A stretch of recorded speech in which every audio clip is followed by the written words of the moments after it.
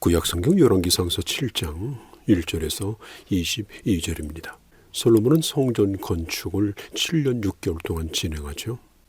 전심전력하여 하나님의 일을 아름답게 이뤘습니다. 그리고 그의 궁전을 13년 동안 진행합니다. 재임기간 40년 동안 무려 절반에 해당되는 20년을 집을 짓는 데 시간을 보냈습니다. 성경은 솔로몬의 지혜에 대하여 높이 평가하고 있지만 그의 궁을 그렇게 오래도록 건축한 것에 대해서는 그렇게 긍정적이지 않습니다. 그 일로 말미암아 백성들의 원성을 삽니다. 솔로몬의 아버지 다윗은 자신의 궁은 백향목으로 지어졌으나 하나님의 집은 장막 가운데 거하는 것을 너무나도 마음 아파하면서 하나님의 전을 지키를 원했죠. 그러나 솔로몬은 많은 백성들을 동원하여 자신의 집을 지었습니다.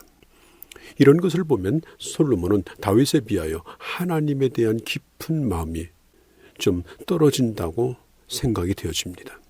궁궐의 크기는 높이는 성전과 같지만 다른 것은 그 길이와 폭은 성전의 갑절입니다. 성전은 그 광이 20규빗, 궁은 50규빗입니다. 성전은 길이가 60규빗, 궁은 100규빗입니다. 그래서 전체 넓이를 재어보면 성전은 247.5제곱미터, 궁은 1010제곱미터, 면적으로 보면 꼭 4배가 되어집니다. 1절에 보면 성전 건축을 위해서 오랜 시간 공사를 했고 또 백성들이 지쳐 있는데 또 많은 사람들이 노역에 동원됩니다. 이것은 고통스러운 일이었습니다. 백성들이 이 일로 말미암아 불만을 가지게 되어지죠. 후일에는 이런 일들로 인해서 나라가 분열되는 그런 원인도 되어지는 것을 우리는 기억해야 합니다. 2절과 3절에 보면 솔로몬 궁은 레바논 나무 궁이다 이렇게 말하죠. 그러니까 하나님의 성전과 똑같은 그런 목재로 지었습니다. 기둥은 백향목 들보로 세웠죠. 무려 45개를 세웠습니다. 그리고 4절 5절에 보면 창과 문이 있습니다. 창틀을 3줄로 했습니다. 그리고 창은 3층으로 마주보게 만들었죠. 문과 문설주는 네모진 사각형 목재로 세웠습니다. 왕궁문도 동일한 목재로 썼죠. 6절 7절에 보면 낭실, 세번역에는 주랑이라고 말하죠. 이건 기둥으로 된 큰 홀을 의미합니다.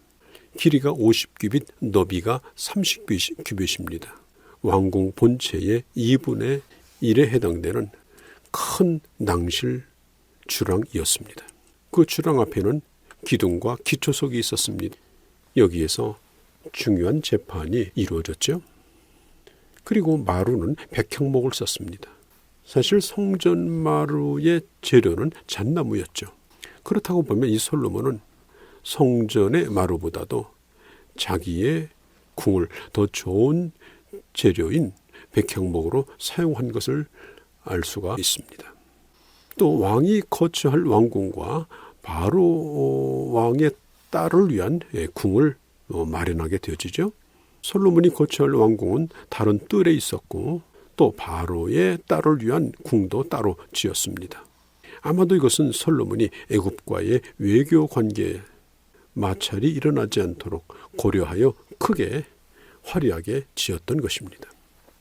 그리고 왕궁을 세우는데 쓴 돌이 나오죠. 큰 돌을 썼습니다. 크지만 그냥 바위가 아니라 잘 다듬은 돌이었습니다. 2가지가 있었는데 4.5m가 되는 그런 돌, 그리고 3.6m가 되는 어마어마한 돌을 사용했죠. 지금도 이스라엘의 예루살렘에 가면 헤롯 성전 서쪽 축대를 통곡의 벽이라고 하는데 그 축대의 크기가 4.2m에 달하는 것을 보면 이 솔로몬의 이 궁에 있는 이 돌이 크기가 얼마나 큰가 하는 것을 미루어 짐작할 수가 있는 것입니다. 그리고 13절, 14절에 보면 솔로몬은 사람을 보내서 두롯 사람 히람을 데려오게 합니다. 히람의 어머니는 납달리 지파 출신의 과부였고 아버지는 두롯 사람입니다. 그러니까 반절은 유대인, 반절은 두롯 사람이죠. 아버지가 두롯 사람입니다. 그리고 납달리의 과부의 아들이었습니다. 이 사람은 놋을 다루는데 아주 뛰어난 지혜와 총명과 재능을 가지고 있었습니다. 솔로몬은 그를 불러서 성전에 놋기구를 만드는 일을 부탁합니다. 이는 마치 모세가 광야에서 성막기구를 만들 때에 불살렐과 오홀리압에게 일을 맡긴 것처럼 출애굽기 31장에 나와 있죠. 이처럼 성전 안에 있는 도구를 만드는데 솔로몬은 최고의 기술자를 불러서 최고의 예술성을 가지고 만들도록 한 것을 볼 수가 있습니다. 우리가 가지고 있는 재능과 은사는 결코 서로 다르지 않습니다. 우리가 잘 할 수 있는 것이 있죠. 그것이 여러분들의 은사입니다. 내가 가지고 있는 지식도 공부한 것도 이것도 다 하나님의 일에 쓸모가 있습니다. 베드로는 그가 고기를 잡는 그 어부의 지식은 사람을 낚는 어부의 일을 할 때 결코 무익하지 않았습니다. 우리가 선교에 있어서 목회자로서 선교사로 갈 수 있는 땅이 이 지구상에 그렇게 많지 않습니다. 더더군다나 저 중동지방 아랍 문화권에서는 목회자로 선교사로 갈 수 없는 땅입니다. 그래서 이 전문인 선교사가 필요합니다. 선교사로 가기를 원한다면 그런 달란트를 개발해서 그 곳에서 무엇이 필요한지를 생각하면서 선교 준비를 해야 됩니다. 우리는 하나님의 나라를 위해서 부름받은 하나님의 나라의 기술자들입니다. 내가 오늘 가지고 있는 이 모든 재능과 내가 가지고 있는 모든 지식들이 하나님을 위해서 사용될 때 그게 하나님의 은사와 같이 사용되는 것입니다. 내가 가진 것은 어느 한 가지도 무용지물이 없습니다. 하나님의 일을 하는데 아름답게 쓰여줄 수 있습니다. 여러분은 지금 하고 있는 일이 무엇입니까? 그리고 그것을 위해서 여러분들에게 주신 재능을 마음껏 사용하고 있습니까? 자, 이제 솔로몬은 하나님께서 주신 최고의 기술자를 가지고 하나님의 성전 안에 모든 기구들을 잘 꾸몄습니다. 그리고 그는 성전을 짓고 그 다음에 자기 집을 짓습니다. 자기 집을 아름답게 꾸몄죠. 우리가 솔로몬이 성전을 지은 것을 좀 긍정적으로 한번 생각해 보십시다. 나의 기업, 나의 삶의 현장, 내 직장, 그것을 아름답게 가꾸는 것. 그래서 그리스도인의 삶의 전문성을 가지고 그가 하는 모든 일을 창조적으로 일하면서 그 일을 통하여 하나님의 영광을 드러내는 것입니다. 목회자는 목사로서 목회를 합니다. 그러나 목수는 목수로서 목회를 합니다. 직장을 가지고 일하는 사람이랄지라도 그 사람도 거룩한 성직자와 같은 그런 생각을 가지고 자기 주신 탤런트를 가지고 하나님께 영광을 돌려야 하는 것입니다. 15절에서 22절에 보면 성전에 두 놋기둥이 등장하죠. 무려 8.1m, 둘레가 5.3m가 되는 어마어마한 놋기둥입니다. 성경에 보면은 요한계시록 3장에 아시아의 7교회에게 편지하면서 빌라델비아 교회 부분에 대해서 싸워 이기는 자에게는 성전의 기둥이 되리라고 했습니다. 이런 기둥을 한번 상상해 보십시오. 얼마나 강력한 힘을 가지고 있습니까? 이 기둥이 부러지겠습니까? 눌려서 휘어지겠습니까? 그럴 일이 없습니다.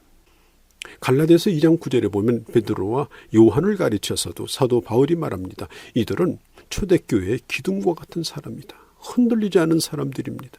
강력합니다. 난 여러분들에게 부탁합니다. 정말 여러분들이 하나님의 나라를 위한 그런 요긴한 기둥과 같은 하나님의 사람들이 되십시오. 이 기둥에는 두 가지 이름이 있는데요. 하나는 야긴이라는 기둥, 또 하나는 보아스라는 기둥. 두 기둥이 성전 앞에 서 있습니다.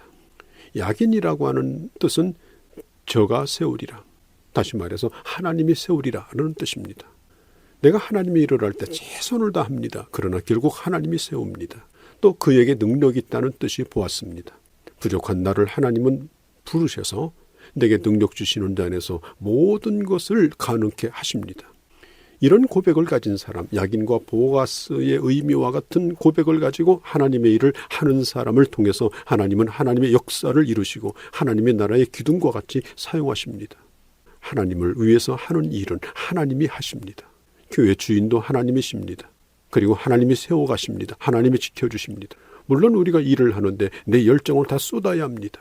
최상의 것을 드려야 합니다. 그러나 그 일이 되게 하시는 분은 하나님이십니다. 오늘도 나를 통하여 일하시는 하나님의 능력을 경험하시고 그리고 그 일을 통하여 오직 하나님 앞에만 영광을 돌리는 귀한 주의 자녀들이요 사역자들이 될 수 있기를 간절히 바랍니다.